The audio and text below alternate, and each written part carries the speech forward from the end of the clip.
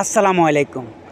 আমি যদি এখন এই অন্তর্বর্তীকালীন সরকারের দালালি করে ভিডিও বানাই, আমি জানি আমার লাইক কমেন্ট শেয়ার অনেক কিছু আসবে, তো আমার লাইক কমেন্ট শেয়ারের জন্য আমি ভিডিও করি না। সত্য কথা বলি, সত্য পথে চলি।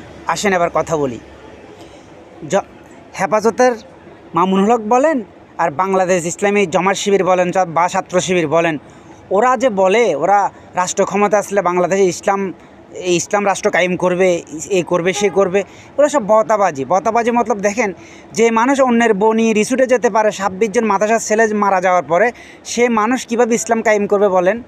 এবং জমাত শিবির বলেন 1981 থেকে 1990 পর্যন্ত জাতীয় পার্টির দালালি করেছে জমাত শিবির।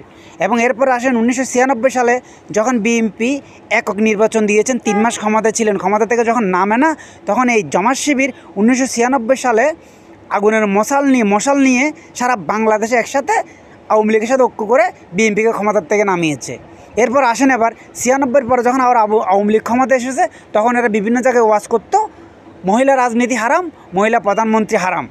এরপরে দেখেন 2001 সাল ওরা বিএনপির সাথে ঐক্য করে ক্ষমতায় আসে।